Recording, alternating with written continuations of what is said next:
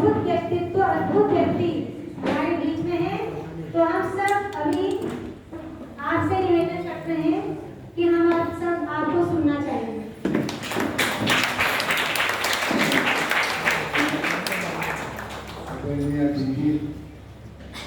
भाई रवि, अमीरा जी, राजीव भाई, अगली कतार में बैठे तमाम विशेष भाई बहनों लेकर, ये बहुत अद्भुत संयोग है कि हम लोग एक कर्म योगिनी की स्मृति में चलाई जा रही व्याख्यानमाला में आज लोकतंत्र में नागरिकों का अधिकार और कर्तव्य पर चर्चा करना है। सरला जी उन लोगों में से थे जिन्होंने विश्व मानवता का तकाजा मानते हुए भारत के स्वतंत्रता संग्राम को अपना कंधा दिया। गांधी जी के सपनों को गांधी जी के बाद चरितार्थ करने के लिए उत्तराखंड को अपनी कर्मभूमि बनाया और जहाँ जहाँ परिवर्तन का प्रकाश फैलाना था, बाबा विनोबा के साथ, जयप्रकाश के साथ उन्होंने योगदान। 1901 में जर्मनी इंग्लैंड में, 1982 में उनका शरीर शांत हुआ और जो उनके जीवन की गाथा थी आज उनकी आत्मकथा के रूप में और आप सबकी स्मृतियों के रूप में, इस सुंदर आश्रम के रूप में हम लोगों के बीच में। दूसरी तरफ जिन लोगों के साथ ये बातचीत हो रही है, उनकी गवाही में दादा बहन जब गांधी शांति प्रतिष्ठान की अध्यक्षा थी तो हम लोगों की ताकत 100 गुना बढ़ गई। हम लोग को सत्याग्रह के बारे में, हिंद स्वराज के बारे में अंतर्राष्ट्रीय संवाद करना था। दलाई लामा उद्घाटन के लिए तैयार थे, अध्यक्षता कौन करेगा? सबने एक स्वर से कहा कि राधा बहन बना दिल्ली में है तो क्या परेशानी है। राधा बहन को निवेदन किया, राधा बहन की अध्यक्षता में अंतर्राष्ट्रीय संवाद यहाँ से लेकर चंपारण विजयवाड़ा तक हुआ। हमारे बारे में कहा गया कि इसको ना कहना नहीं आता, लेकिन मुझे मालूम कि राधा बहन को अच्छे काम के लिए ना कहना नहीं आता। ये कॉलर लगा के बैठी, मुझे भी कभी कभी गर्दन की तकलीफ हो जाती है। मुझे मालूम कितना पीड़ादायक, मन करता है कि लेट जाओ। कॉलर लगा के बैठना तो अपने आप में एक सजा है, फिर भी आप आई, मेरे लिए बहुत बहुत आदरणीय बात है, स्मरणीय बात है। और मैं नहीं चाहूँगा कि लंबा भाषण हो जिससे आप जल्दी से जल्दी आना पड़े। रवि चोपड़ा जी मुझे कहा गया कि मैं प्रोफेसर हूँ, मुझे शिकागो की डिग्री मिली। उस डिग्री को पूरा करने के लिए जो पैसा चाहिए था मेरे पास नहीं था, इन्होंने अपने दोस्तों से इकट्ठा करके दिलवाया। और वो 75 से 78 तक का जो समय था, आज जितना अंधेरा इससे ज्यादा अंधेरा था। आज कभी जयप्रकाश जैसा कोई आदमी जेल में नहीं, उसने जयप्रकाश ही जेल में बंद कर दिए गए थे। DIR, देश के दुश्मन, विदेशी एजेंट, और 1 लाख से ज्यादा लोग कांग्रेस समेत जेलों में थे। बोलना बंद था, अखबार पर संसद था। कमला जी के बारे में जो कहा गया, ये इस दौर में जो लोकतंत्र का विस्तार हुआ है, विकास हुआ है, उसमें उत्तराखंड आंदोलन एक स्वर्णिम अध्याय है, उसकी ये नायिका रही है। और भारत में जो आज स्त्री नेतृत्व है, उसकी शुरुआती पीढ़ियों में से आप रही हैं। भाई राजीव लोचन शाह जी को मैं बहुत अरसे से जानता हूँ और इन्होंने हर नाजुक मोड़ पर काम किया और अभी भी ये संतुष्ट नहीं है, अपनी उपलब्धियों पर ये नाराज है। जैसे उत्तराखंड आंदोलन किया, उत्तराखंड बन गया, ये तो सही नहीं हुआ। आम आदमी पार्टी बनाई, ये भी सही नहीं हुआ। ये ऐसे लोग जो लगातार वैज्ञानिक की तरह से प्रयोग कर रहे हैं और अपने प्रयोगों की असफलताओं से क्षुब्ध हैं, कुछ नया करना चाहते हैं, कुछ बेहतर करना चाहते हैं। ऐसे लोगों का होना इन विद्यार्थियों के लिए जो आज 18 वर्ष से 28 वर्ष की उम्र की पीढ़ी है, इसके लिए बहुत सौभाग्य की बात है। क्योंकि अक्सर नई पीढ़ी को हम लोग अंधेरे में छोड़ देते हैं और कहते हैं राम तुम्हारा भला करे, तो हम अपना कर चुके। ऐसा नहीं, या शिखर पाठक जी बैठे हुए हैं, कविता जी, कई लोग हैं जिनको देख करके आज की बात कहने का मन है। लोकतंत्र के बारे में एक बात सबसे पहले ये जान लेनी चाहिए कि लोकतंत्र एक यात्रा है, एक रचना है। उसमें लगातार कुछ न कुछ बनाना पड़ता है और जितना बनाओ उतना अधूरा लगता है। तो 1949 26 नवंबर को भारत ने एक राजनीतिक क्रांति की और 300 साढ़े 300 स्त्री पुरुषों के मार्गदर्शन में उन्होंने एक संविधान बनाया। उस संविधान में ऐसे ऐसे सपने रखे जो आज भी दुनिया के बहुत सारे देश उन सपनों को देखने की हिम्मत नहीं कर सकते। जाति रहित समाज बनाना आसान है, नर नारी समता आसान है, सर्वधर्म संभाव आसान है, नहीं आसान है। लेकिन हमारे पुरखों ने वो हमारे लक्ष्य रखा। 75 साल में गिरते चलते हम चले हैं और हमारा इतिहास कई अन्य देशों की तुलना में उतना निराशाजनक भी नहीं। फ्रांस के लोगों ने जब लोकतंत्र के लिए पहली क्रांति की तो क्रांति तो हो गई, फ्रेंच रिवॉल्यूशन, आपके इतिहास के यहाँ विद्यार्थी बैठे हुए हैं, लेकिन उससे पैदा कौन हुआ? नेपोलियन बोनापार्ट, एक तानाशाह। अमेरिका में अंग्रेजों से तो अमेरिका आजाद हो गया, लेकिन बिना नागरिक युद्ध के, सिविल वॉर के बगैर अमेरिका में लोकतंत्र नहीं आया। और वो लोकतंत्र आया तो उसमें औरतों को वोट का अधिकार नहीं था, काले लोगों को वोट का अधिकार नहीं था। 1976 से लड़ते 1776 से लड़ते लड़ते 1960 के दशक में जब रवि वहां पीएचडी कर रहे थे, तब मार्टिन लूथर किंग के साथ लाखों लोगों ने जुलूस निकाला, तब काले लोगों को वोट का अधिकार मिला। और उसके बाद भी 40 वर्ष इंतजार करना पड़ा, तो पहला काला आदमी अमेरिका का था। इंग्लैंड कहते हैं लोकतंत्र की माँ है। वो माँ ऐसी थी जो दूसरे का खून पी करके लोकतंत्र का पौधा दे। भारत में साम्राज्यवाद आया, तब अमेरिका में, इंग्लैंड में लोकतंत्र आया। तो लोकतंत्र बनाने का रास्ता बड़ा कठिन है, इसमें बड़ी फिसलने हैं। और जर्मनी और इटली में तो हद हो गए। वोट के जरिए हिटलर पैदा हुआ था, जिसने देश के लिए, राष्ट्रीयता के लिए ईसाइयत को आधार बनाया और कहा कि जो गैर ईसाई है ये सब खतरनाक लोग हैं, कम्युनिस्ट खतरनाक है, यहूदी खतरनाक है, और भी खतरनाक है, उनको मरवा दिया। 60 लाख लोगों को मरवाया लोकतंत्र के नाम पर। जर्मनी में युद्ध कराया लोकतंत्र के नाम पर। और आज जर्मनी अगर लोकतंत्र का झंडा फिर से लेके चल रहा है तो उसके पीछे बहुत बहुत अपराध है। उस मामले में भारत के साथ बगल में पाकिस्तान तो हमारा ही हिस्सा रहा। दो बाजू पाकिस्तान और बांग्लादेश, कभी तानाशाही रहती है, कभी लोकतंत्र आता है। आज पाकिस्तान का प्रधानमंत्री जेल में। पाकिस्तान के प्रधानमंत्री की दो ही दुर्गत होती है, या तो प्रधानमंत्री रहते हैं वो जेल में रहते हैं, उनको फांसी हो जाती है। बेनजीर भुट्टो को, जुल्फिकार अली भुट्टो को फांसी हुई। नवाज शरीफ विदेश में था, वो जो फौजी था वो प्रधानमंत्री था, उसके बाद विदेश भागा। उस मामले में हम लोग फिर भी कुछ समझे हुए हैं, लेकिन भारत का लोकतंत्र इस समय, जैसा दीदी ने कहा, बहुत नाजुक मोड़ पर खड़ा है। फिसलेंगे तो बहुत नीचे गिरेंगे, क्योंकि लोकतंत्र के 3 चेहरे हैं। लोकतंत्र का एक सात्विक पक्ष है, परमार्थ का एक बहुत बड़ा आधार है लोकतंत्र। लोकतंत्र का एक राजसी पक्ष है। लोकतंत्र से हमको राजनीतिक ताकत मिलती है। बाबा साहब अम्बेडकर ने कहा था कि राजनीतिक सत्ता से ही सारे ताले खोलेंगे। आज हिंदुस्तान की औरतें को मालूम है ये बात। आबादी में 50% है। आज तक 75 साल में ऐसी लोकसभा नहीं बनी, ऐसी विधानसभा नहीं बनी जिसमें 15% औरतें भी हों। चाहे वो कांग्रेस की विधानसभा रही हो, लोकसभा रही हो, चाहे की रही हो, चाहे जनता की रही हो, चाहे इसकी चाहे उसकी। और एक लॉलीपॉप है औरतों के लिए कि तुमको रिजर्वेशन दें, लेकिन औरतों का स्थान समाज में तो बराबरी का भी नहीं बन पाया, संसद में भी नहीं बन पाया। गरीबों का, हिंदुस्तान में 80 करोड़ गरीब, सरकार खुद कहती है 80 करोड़ लोगों को हर 15 दिन पर मुफ्त या बहुत सस्ता राशन दिया जाता है।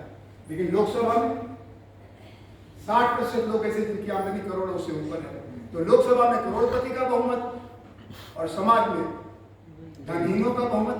ऐसी लोकसभा कैसे चलेगी? ऐसा प्रतिनिधित्व लोग, लेकिन एक राजसिकता, एक राजसी सत्ता होती है, उसका अपना एक पद होता है। लोकतंत्र का एक तामसिक पक्ष भी है। लोकतंत्र अपने आप में सात्विकता का, परमार्थ का, विश्व बंधुत्व का आधार नहीं हो सकता। उसमें से हिटलर पैदा हो सकता है। हिंदुस्तान की 45 पार्टियां, महत्वपूर्ण पार्टियां, उनका अध्ययन किसी ने किया। उसने पाया कि 3 पार्टियों को छोड़कर, कम्युनिस्ट पार्टी, मार्क्सवादी और भारतीय जनता पार्टी, बाकी 42 पार्टियां परिवार की पार्टियां। ये लोकतंत्र का तामसिक पक्ष है, परिवारवाद। एक दूसरा पक्ष तो आप जानते हैं, जातिवाद। उसका तीसरा पक्ष है सांप्रदायिकता। और चौथा पक्ष जिससे हम लोग अभी टकराए थे, जीते फिर हार गए, क्योंकि हम ही लोग फिर बदल के बिगड़ गए। ये जनतंत्र है कि धनतंत्र है? अभी चुनाव होने वाला लोकसभा का, पार्टी का उम्मीदवार बनने के लिए पैसा देना पड़ता है। फिर चुनाव में वोट पाने के लिए पैसा देना पड़ता है। अभी गोवा में चुनाव हुआ, मैं तो गोवा में रहता हूँ, जो घर में हमारी मदद करती है, उस बहन के घर में 3 वोट है, बेटे का, पति का, अपना। उसको कांग्रेस बीजेपी की सरकार है, 5,000 रुपया प्रति वोट 15,000 का लिफाफा घर में पहुंचा दिया। दूसरे दिन 2 नई पार्टियां वोट मांगने के लिए आई, आम आदमी पार्टी और बंगाल की तृणमूल कांग्रेस। उन दोनों के लोग, एक का सवेरे आए, एक का शाम का। वो 5,000 के बदले 10,000 दे रहे थे। गरीब का भी ईमान होता है। गरीब ने कहा पैसा दिया आप तो अच्छा कर रहे हैं, लेकिन माफ करेगा पैसा, देर हो गई, हम अपना वचन हार चुके हैं, अगली बार जरा पहले आना, ये पैसा लाना। वोट का कमोडिफिकेशन हो गया। जिस वोट के अधिकार के लिए लोग जेल गए, सरला बहन से लेकर मोहनदास गांधी तक, उस वोट को अब हम बेचना चाहते हैं। तो जब हम वोट के दाम लगा देंगे तो हम बोलेंगे कैसे? सत्ता का विकेंद्रीकरण राजीव गांधी ने किया लोकतंत्र के लिए। 73वां 74वां संशोधन, संविधान संशोधन। सत्ता का विकेंद्रीकरण हुआ कि नहीं, ये तो गांव की पंचायत में जाके पूछिए। लेकिन भ्रष्टाचार का विकेंद्रीकरण हो गया। आज गांव के मुखिया का चुनाव जीतने के लिए उतना पैसा चाहिए जितने में कल तक लोग विधानसभा का चुनाव जीत जाते थे। मैं पूछता हूँ कितना पैसा क्यों खर्च करते हो? कल 90% फंड दिल्ली से आता है।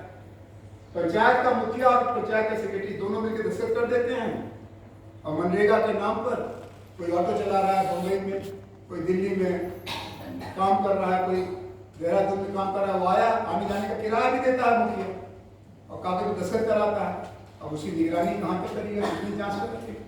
तो भ्रष्टाचार और लोकतंत्र सभी बहने हो गए। धनतंत्र और जनतंत्र एक दूसरे के पर्यायवाची हो गए। और ये कैसे हुआ? पाकिस्तानियों ने किया, वो तो बेचारे अपना ही घर नहीं संभाल पाए। चीन ने किया, चीन ने लोकतंत्र आज तक आया ही नहीं। अमेरिका के CIA ने किया, जी नहीं। ये हमने किया, हमारे देखते देखते बिगड़ा। 74 में जयप्रकाश जी निर्दलीय सर्वोदय, उनकी आंखें उस सच को देख नहीं पाई, तो उन्होंने जहां दीदी अध्यक्षा थी उसी गांधी पीठ फाउंडेशन ने सिटीजन्स फॉर डेमोक्रेसी की मीटिंग की। नौजवानों से कहा कि पार्टियों के चक्कर में फंस गए हो, यूथ फॉर डेमोक्रेसी बना। फिर एक आंदोलन चला भ्रष्टाचार के खिलाफ। सरकार पलट गई, लेकिन भ्रष्टाचार नहीं बना, बल्कि उस आंदोलन से जो लोग हमारी उम्र के लोग निकले, वो खुद ही भ्रष्टाचार के महानायक बन गए। कांग्रेसी अगर हीरा चोर था, तो जनता पार्टी की पेट से निकले नेता हीरा चोर निकल। ये बहुत खतरनाक स्थिति। और जो लोकतंत्र से हम उम्मीद करते हैं, लोकतंत्र के 7 खंभे हैं। ये मकान 8-10 खंभों पर ये बात बना है। लोग कहते हैं कि लोकतंत्र के 4 खंभे हैं।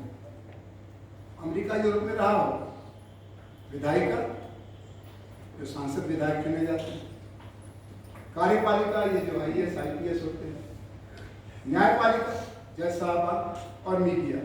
लेकिन भारत का अनुभव ये कहता है, और मैं जिम्मेदारी से कहना चाहता हूं कि भारत के लोकतंत्र के निर्माण में 7 खंभे, 3 खंभे और कौन कौन से हैं? कार्यपालिका, विधायिका, न्यायपालिका और मीडिया के अलावा एक खंभा है, उसको आप कहते हैं सिविल सोसाइटी। ये जो अनासक्ति आश्रम है, गांधी पीठ फाउंडेशन है, सर्वोदय मंडल है, हरिजन सेवक संघ है, पीपुल्स क्या CFD है, PUCL है, ये सब नागरिक संगठन है। ये चुनाव के व्याकरण से बाहर होते हैं। ये न्यायपालिका का हिस्सा नहीं है, कार्यपालिका का हिस्सा नहीं, समाज का हिस्सा है। आज की राजनीति की मजबूरी ये है, जैसा कहा गया हम लोग भी पॉलिटिकल पार्टी से जुड़े रहे। आज की राजनीति में नेता वहीं जाता है जहां वोट मिले और या नोट मिले। जहां पैसा भी नहीं है, वोट भी नहीं, मजा नहीं, क्या चाहिए? नागरिक संगठन वहां जाता है। महिला के साथ अत्याचार हुआ निर्भया का या बिल्किस बानो का, पार्टियां चुप रही, लेकिन नागरिक संगठन आ गए। मणिपुर के बारे में पार्टियां चुप रही, नागरिक संगठन आ गए। कुपोषण से बच्चे पीड़ित हैं, बच्चों के पास वोट नहीं है, तो नेता तो बोलेगा नहीं, नागरिक संगठन आ गया। नदियों के पास वोट नहीं है, नदियां बोल भी नहीं सकती। नदियों को हम माँ कहते हैं कि जो माँ की दुर्गति हम यमुना जी की, गंगा जी की, बनारस दिल्ली में कर रहे हैं, सबको मालूम है। लेकिन नदियों के बारे में कौन बोलता है? नागरिक संगठन बोलते हैं। तो नागरिक संगठन भी लोकतंत्र निर्माण का एक बड़ा मोर्चा है। और जिस देश में नागरिक संगठन सूख रहे हों उस देश में लोकतंत्र का भविष्य ठीक नहीं है। और जिस देश में नागरिक संगठन पल्लवित और पुष्पित हो रहे हो, समझिए वहां लोकतंत्र का भविष्य अच्छा है। एक और खंभा है जो नागरिक संगठन जो लोकतंत्र को बनाने में मदद करता है, उसका नाम है ज्ञान केंद्र, विश्वविद्यालय, रिसर्च इंस्टीट्यूट, थिंक टैंक। जहां कॉलेज और विश्वविद्यालयों की दुर्गति है, समझिए आने वाले दिन खतरनाक है। और जहां कॉलेज और विश्वविद्यालयों में जवानी मचल रही है ज्ञान साधना के लिए, विद्या साधक लगे हुए हैं दिन रात उसमें नए नए ज्ञान विज्ञान की तलाश में, समझिए वहां पर लोकतंत्र की ज्ञान का विस्तार हो रहा है।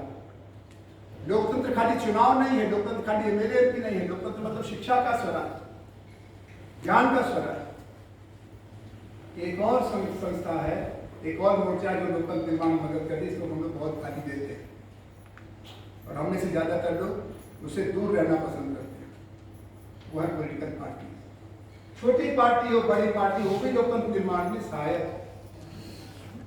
देखने में पॉलिटिकल पार्टी बड़ी घटिया चीज लगती है, लेकिन जब कोई गड़बड़ काम कराना हो तो प्रोफेसर पाठक के पास नहीं जाना है, समाजशास्त्री के पास नहीं जाना है, दीदी के पास तो जाने का सवाल ही नहीं है।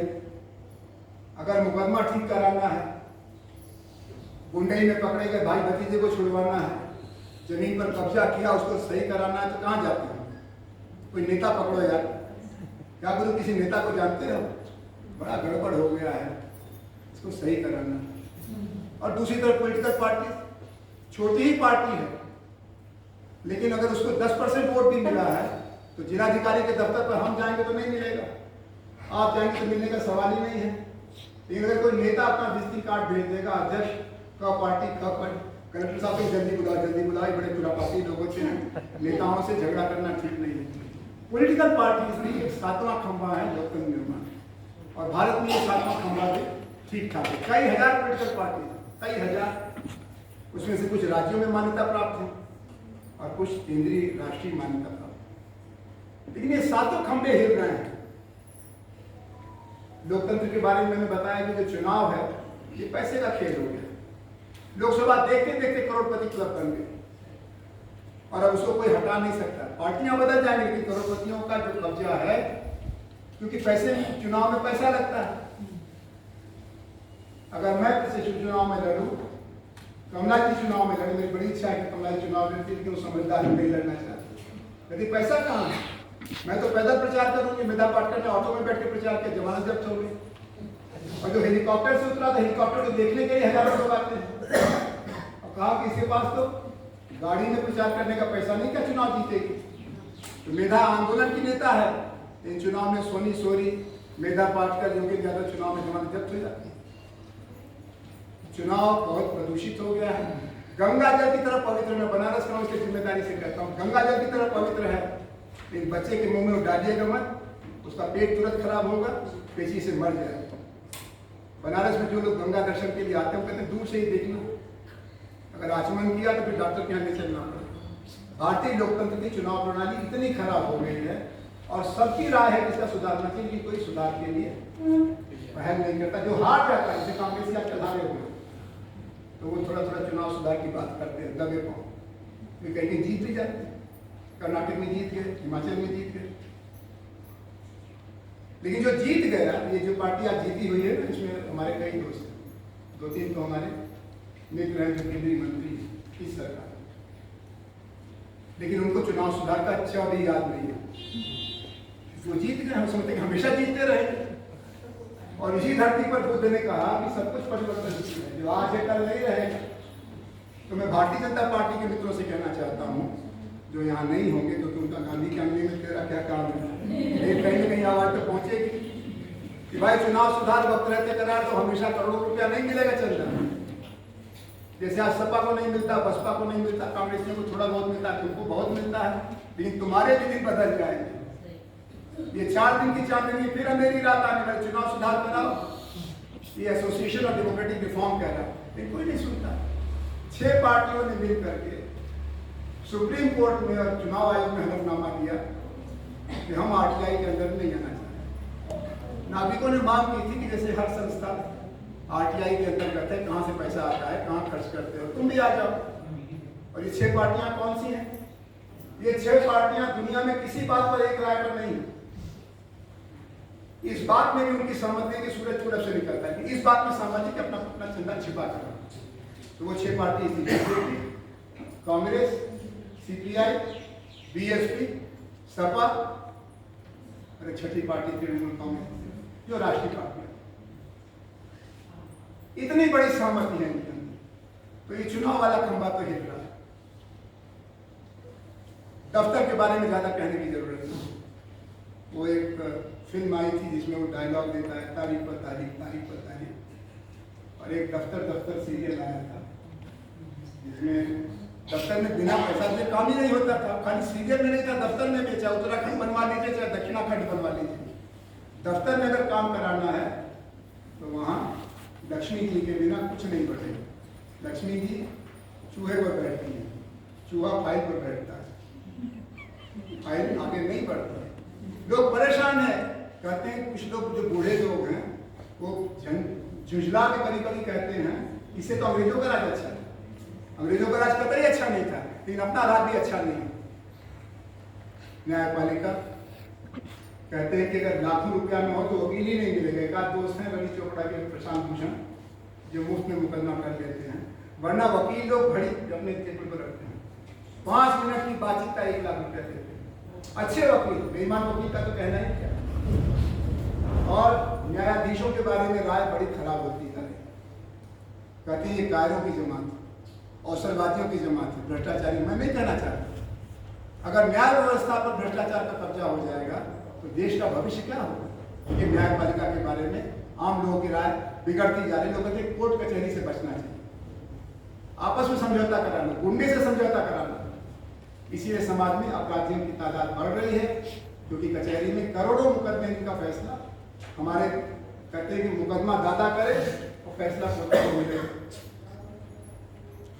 चौथा है मीडिया।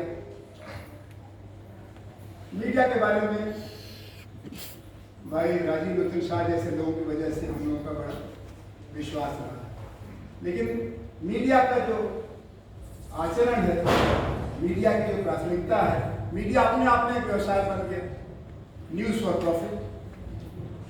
आजकल आप अखबार देखते होंगे, पहले पन्ने पर प्रधानमंत्री जी, दूसरे पन्ने पर मुख्यमंत्री जी, तीसरे पन्ने पर किसी गैर कांग्रेसी गैर भाजपाई राज्य के मुख्यमंत्री जी। खबर तो बहुत पीछे चली गई और जो असली खबर है वो आ ही नहीं रही है। बेरोजगारी खबर है, शिक्षा में भ्रष्टाचार खबर है, औरतों से अत्याचार खबर है, गरीबों का सर्वनाश खबर है, तो खबर आ नहीं रही है।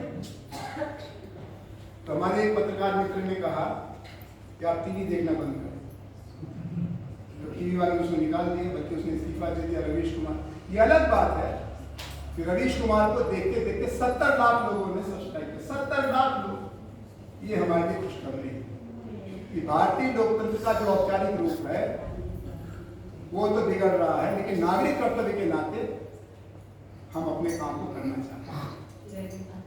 आप जो यहाँ आए हैं किस लिए आए? नागरिक कर्तव्य के नाते। ये जो बेटियों ने गाना गाया, भाई जी ने, हम लोग बड़े हुए दुष्यंत कुमार को गाते हुए, जितने स्वर में आज आपने गाया, ढोलक बजाया, वो बहुत जानदार था। बहुत बधाई, और ऐसे ही गाते रहो। भाषण से ज्यादा पत्रकार जी अपने आंदोलन में अपने भाषण के पहले बुलाते थे कि कहाँ गए गाना पहले गाओ। गांधी जी प्रार्थना सभा के पहले भजन गवाते थे। तो मीडिया का हाल अच्छा नहीं है और बाइकआउट चल रहा है।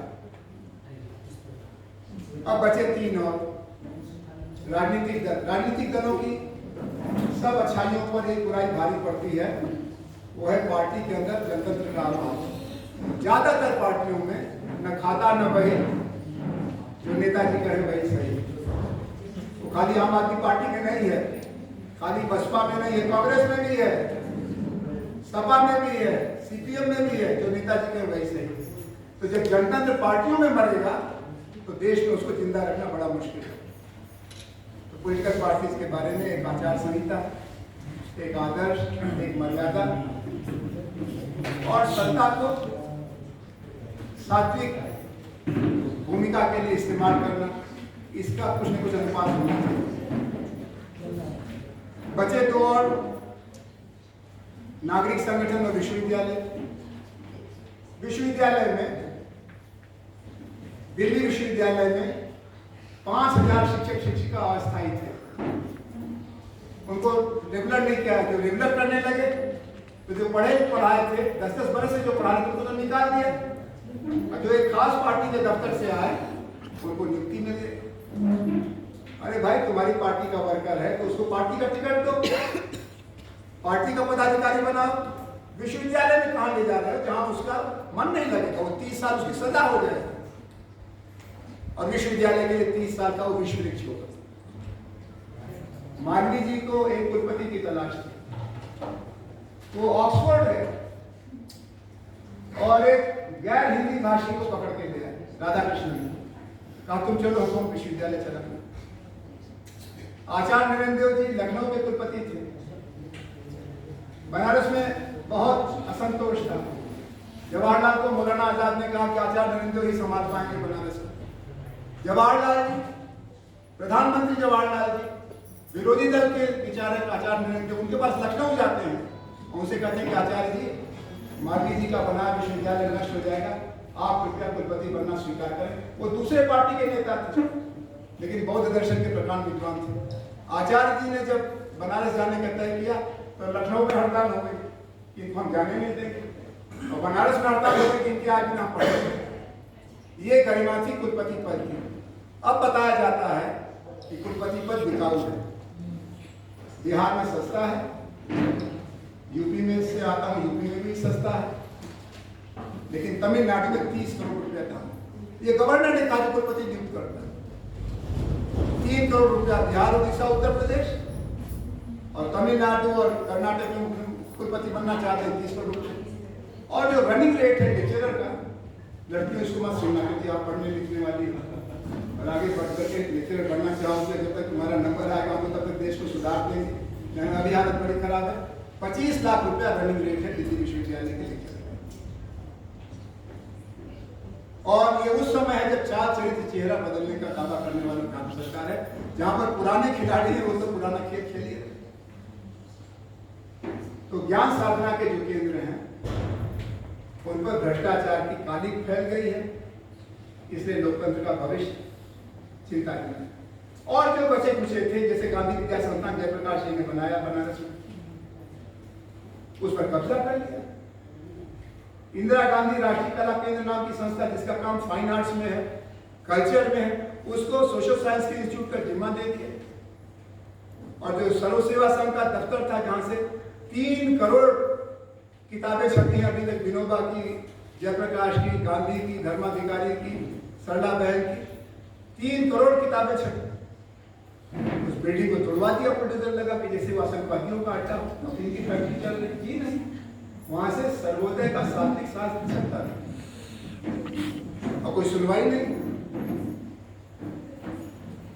तो जो 7 खंबे हैं जिन पर हमारा लोकतंत्र टिका हुआ है, वो खंबे अपनी अपनी जगह हैं, लेकिन हिल रहे हैं। उनको मजबूत करने की जरूरत है। कौन मजबूत करेगा? विदेशी सहायता से मजबूत नहीं होगा। अमेरिका का कोई एक्सपर्ट वो अपना लोकतंत्र संभालना, यही बड़ी बात है। चीन और रूस में लोकतंत्र है ही नहीं, पाकिस्तान से भी इंपोर्ट नहीं कर सकते। हम ही को ठीक करना पड़ेगा। हम कैसे ठीक करेंगे? आज जो सवाल आपके सामने है, यही सवाल है, मेरी आखिरी बात है, यही सवाल फ्रांसीसियों के सामने है। फ्रांसीसियों ने यह कहा कि हमारा दार्शनिक, एक उच्च कोटि के दार्शनिक, ये जो रूसो थे, सोशल कॉन्ट्रैक्ट थ्योरी वाले, तो फ्रेंच थे, और भी तमाम क्रांति हमने की। एक से एक साहित्यकार हमारे हुए, लेकिन हमारा लोकतंत्र मजबूत क्यों नहीं हो पाया? और अमेरिका, जहां पर दुनिया भर से बेरोजगार, भूखे, नंगे गए, लेकिन अमेरिका का लोकतंत्र धीरे धीरे मजबूत हो रहा है। तो एक सज्जन फ्रांसीसी अलेक्स दे टॉक्विन, उन्होंने तुलनात्मक अध्ययन किया फ्रांस में लोकतंत्र और अमेरिका में लोकतंत्र। उन्होंने पाया कि फ्रांस के लोग बहुत उच्च कोटि के विचार विमर्श का आकर्षण उनके यहाँ बड़े बड़े दार्शनिक साहित्यकार किताबें आज भी फ्रांस में भूख है ज्ञान की। लेकिन फ्रांस के लोगों की एक बड़ी भारी कमजोरी है, वो नागरिकी संगठनों में नहीं जुड़ते। वो कहते हैं हमको इससे कोई मतलब नहीं। और अमेरिका के लोग, वो तो उधार के विद्वानों की मदद से अमेरिकी विश्वविद्यालयों का नाम हुआ। अगर हिटलर ने अपने यहाँ कत्लेआम न किया होता तो आइंस्टीन अमेरिका के प्रिंसटन विश्वविद्यालय चले जाते। नोबेल प्राइज पाने वालों की भीड़ है अमेरिकी विश्वविद्यालय में, लेकिन ज्यादातर जैसे हमारे हरगोविंद खुराना थे, अमर्त्य सेन थे, ये सब अपनी अपनी जगह से ज्ञान साधक बन के निकले थे, अमेरिका को इकट्ठा करता है। लेकिन अमेरिकी लोगों की एक खूबी ये है, वो सरोकारी नागरिक, वो अपने मोहल्ले की जो स्कूल की कमेटी उसके मेंबर बन गए, मोहल्ले में कोऑपरेटिव सोसाइटी चलाते हैं, वो अपने चर्च की कमेटी की मेंबरी अटेंड करते हैं, पार्टियों को चंदा देते हैं, पार्टियों के मेंबर बनते हैं, ट्रेड यूनियन के मेंबर बनते हैं, वॉलंटरी एसोसिएशंस में वो जाते हैं। जैसे आप जाते हैं, आप अनासक्ति योग आश्रम से जुड़े हुए हैं, लेकिन आप जैसे लोग कम हैं। आप अपने पड़ोसी से पूछिए कितनी पत्रिकाएं पढ़ती हो, कितने संगठनों से जुड़े। अरे छोड़ो जी, पॉलिटिक्स से कोई मतलब नहीं। अरे पॉलिटिक्स नहीं होगी तो लोकतंत्र नहीं है, लोकतंत्र पॉलिटिक्स से ही पैदा हुआ है। गांधी जी अगर राजनीति में नहीं होते तो गांधी बाबा करके लोग उनको महात्मा बनाते और कभी ऋषिकेश हरिद्वार में आश्रम होता। और उनके मरने के बाद रिवॉल्वर लिए हो उनके वारिस एक दूसरे पर गोलियां चलाते और जमीन पर कब्जा करते। गांधी जी राजनीति में थे, इसीलिए उनकी सात्विकता समाज की धरोहर बनी। जयप्रकाश राजनीति में थे, पार्टी में थे जयप्रकाश, लेकिन देश के लिए उन्होंने अपनी नागरिक आजादी को खतरे में डाला और अपनी बेटी जैसी इंदिरा गांधी से विरोध किया, कहा तुम गलत रास्ते जा रहे। बाद में इंदिरा जी ने भी समझा, आप भी कांग्रेसी करते हैं, इमरजेंसी गलत। और जो राजनीति में है वो तो बहुत महत्व का काम करता है। चुनाव लड़ना मामूली काम नहीं। यहाँ जो लोग चुनाव लड़े हैं उनसे पूछिएगा, और कोई नंबर तो हम ही से पूछिएगा, चुनाव लड़े 7 पीढ़ी की ऐसी की तैसी हो जाती है, 7 पीढ़ी की। लेकिन चुनाव लड़ना एक जिम्मेदारी का काम। आप एक मर्यादा स्थापित करते हैं, जो जीता उसकी जय जय, लेकिन जो हारा उसकी भी जिम्मेदारी है। और वो मिलकर लोकतंत्र चलाते हैं। ये गलतफहमी है चुनाव जीतना मतलब जमींदारी का ठेका मिल गया, कंपनी का ठेका मिल गया, वो नहीं है। जो हारा उसने भी चुनाव की जीत में योगदान किया। अगर वो न लड़ता तो तुम्हारी हार क्या, तुम्हारी जीत क्या।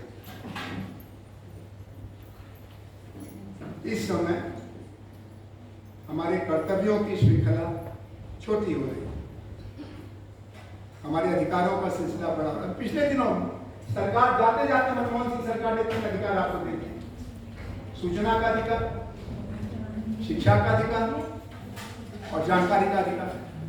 और ये सरकार भी इसकी हिम्मत नहीं है कि ये कहे कि भूख से मुक्ति का अधिकार, स्वास्थ्य का अधिकार ये हम नहीं देंगे। अधिकारों की सूची लंबी होती जा रही है, लेकिन कर्तव्य एक सूची बना दी थी इंदिरा गांधी ने इमरजेंसी में, लेकिन आप देखें कि उनमें से कितने कर्तव्यों को हम पूरा करते हैं। तो एक ही उदाहरण मैं आपको दूंगा, टैक्स का। एक पूरी बिरादरी है जो टैक्स चोरी का धंधा करती है, चार्टर्ड अकाउंटेंट लोग करते हैं। हम पता लगाते हैं कि हम अपनी तनख्वाह से कितना कम से कम पैसा सरकार को दें।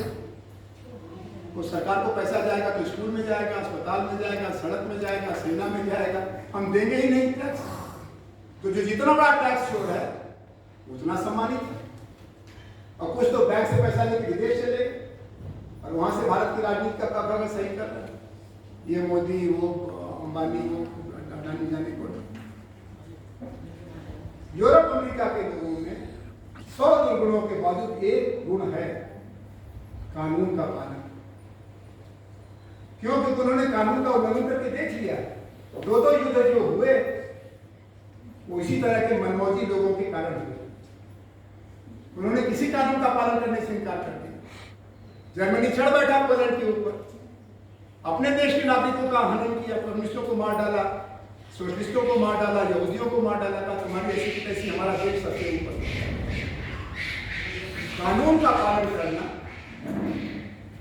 जहाँ ये रहे, मैं भी 5-6 साल रहा, अभी लौट के आई हैं कमला जी। अगर लाल बत्ती है, न बाएं कोई है न दाएं कोई, सड़क कोई पार करने वाले की गाड़ी रुकी रहे, क्योंकि लाल बत्ती। और हम जहां से खड़े होते हैं, लाइन वहीं से शुरू होती है। हम मतलब कानून। दरोगा जी के पास जाइए कि दरोगा जी हमको शिकायत लिखवानी है, दरोगा जी पहले पूछिए किसका मामला है, show me the face, I tell you the rule. इस मामले में हमारी स्वराज यात्रा अभी बहुत कच्ची है। इस यात्रा को पक्का करने के लिए थोड़ा समय चाहिए, दुनिया चाहिए, लेकिन हम तो शुरू करें। और इसमें जो सात्विक लोकतंत्र का पक्ष है वो है परमार्थ।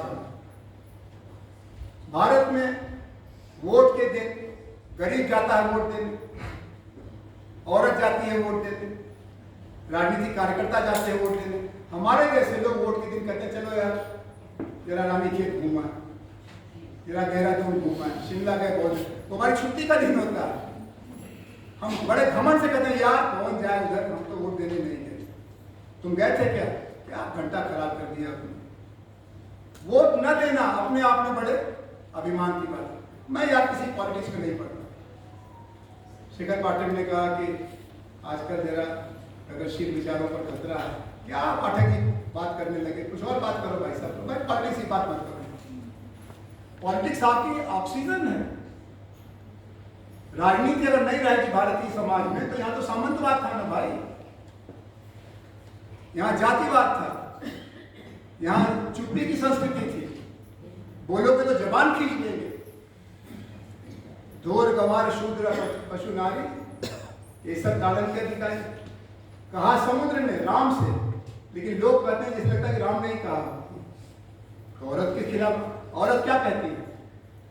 हिंदुस्तान की औरत जो आधा जनतंत्र है कहती है कि हमको कुछ नहीं चाहिए, हम पढ़ लेंगे, हम रोजगार भी कर लेंगे, हम घर गृहस्थी भी चला लेंगे, लेकिन घर से लेकर के और न्यायालय तक, विद्यालय से लेकर चिकित्सालय तक जो हमारे ऊपर हिंसा का डर है, कोई भी मर्द किसी भी औरत को चोलबाजी करने का शिकार बना सकता है। तो औरतें क्या कहती हैं?